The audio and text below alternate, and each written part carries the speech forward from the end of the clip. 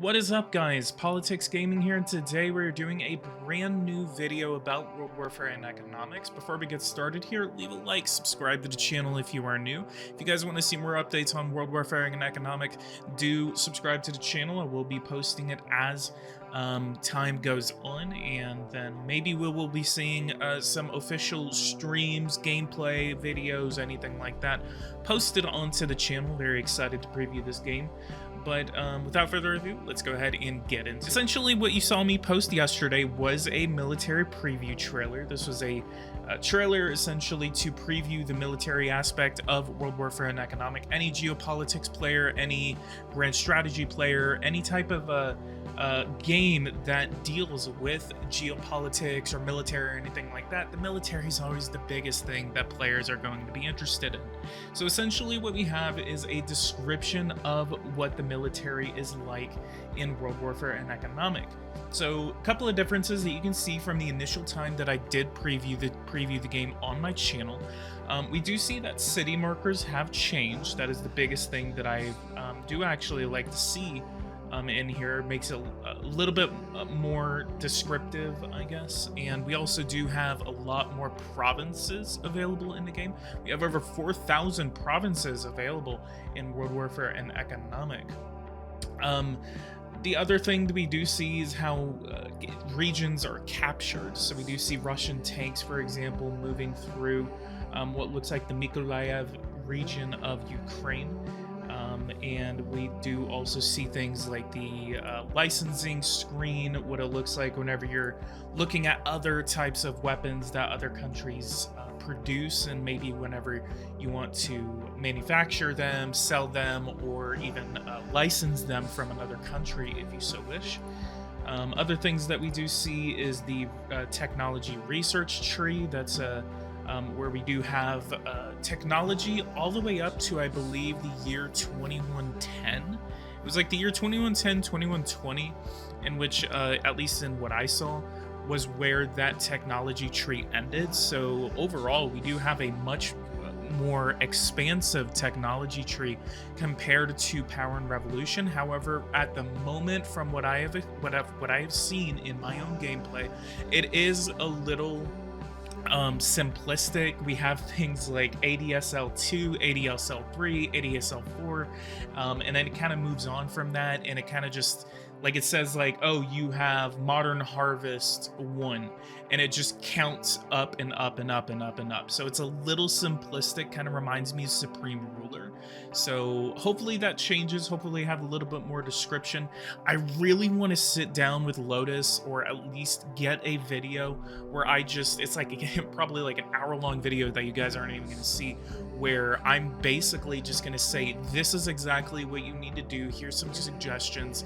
And I'm pretty sure this video will help him out a lot. And I really need to find time to sit down soon and get him this video. And it will be beneficial not only to him, but also to the players of the geopolitical simulator community, because we all love our description. We all love our detail. We all love just the amount of attention that we can have to detail in these types of games.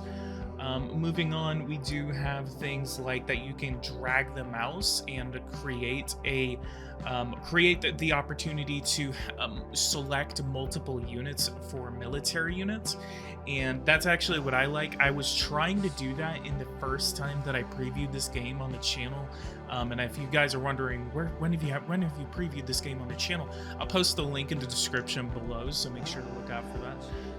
I do like, again, that the city markers have been changed. So we have like these little circles, these little dots that mark the cities that we have. So it's like we see the star for the capital, and then we see things like the circle, and maybe these are like population markers. So like Cincinnati, for example, it shows that there's a square on it, and then Columbus right next to it has a circle. So kind of I think there's more of a population marker for that. A big gripe that I have for this game is really the way the 3D models look. So we have things, I like how much detail we have in the types of military equipment that we have. We have the Independence, we have the Ticonderoga, we have the Arleigh Burke, we have the Frem, which is a type of US frigate. We have things like the Abrams, everything like that. Maybe if there is a possibility that Lotus can make some 3D models for certain types of units, especially with the US, maybe make it region specific. So China and Russia, they would have things like the T60, T70, T80, or T90 available in 3D models, while the United States and Western countries would have things like we would just have like the Abrams tank. It would have a couple, maybe like the Leopard or the Challenger, anything like that. So it would be a very minimal amount of 3D models he would have to make, but just to make it more immersive. And same thing for ships. I don't like that 3D model that is for the ship that we see on this video. So if there's a possibility, again, maybe we can get a Ticonderoga, we can get an Arleigh Burke, maybe we can get a Zumwalt, make it a little more simplistic, even though that gives me Superpower 3 vibes, because I think that's what I saw in Superpower 3. Is a lot of the ships, especially American ships, were just the Zumwalt class type destroyer. Moving on, we do see that we have the ability to launch missile strikes against Ciudad Victoria. We have the ability to do land-based, sea-based, and air-based missile strikes, which is very exciting. I like the ability to have that. We do see that he is not stepping away from controversy when it comes to the invasion of Ukraine. We do see Russian tanks operating just outside of the city of Ivano-Frankivsk and Lviv. So very interesting to see a lot of this military gameplay. I do see that we have things like we have it's like the diamonds, where it's the green diamonds. We have so these are military bases. We do have military bases now implemented in the game. Green indicates that they are allied. Yellow indicates maybe they're not allied. And then black may indicate that they are maybe occupied, or we do see that it's like over Poland. So I don't know if black indicates the player or if black indicates that the territory has been occupied. Another thing that I do want to cover is some of the change logs. So we do have a change log from the alpha. So these are things that are being added. That way you guys see a little more clarity whenever it comes to what is being added into the game. So we have a couple of more countries that have been added, including Norway, Poland, and Sweden. We have that APCs and IFVs, infantry fighting vehicles, and armored personnel carriers have been added to the game. We do have new added defense systems. APCs will protect personnel in battle, so they do have a purpose with your troops. We have the option to carry land units through naval units and land them. We have missiles will be intercepted by defense systems whenever they're entering a province protected by those defense systems. Jets will get hit by defense systems when entering a province. We have naval battles now added to the game. Moving on, we have modding, so we have full support creating facilities from text files.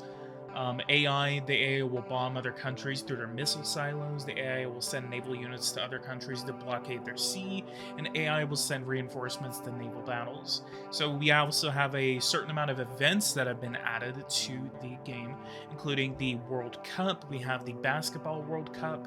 We have the Tennis World Cup, the Baseball American Series, I think the World Series. We have the Super Bowl being added. We have the Olympics being added, the World Singing Contest, or Eurovision style World Singing Contest has been added. And then we have the World Movies Awards, which is the Oscars. And as well, this is a kind of a minor change. Serbia has had their name changed from the Republic of Serbia to just Serbia. And again, so countries like Taiwan are available in the game. Kosovo, I believe, is available in the game.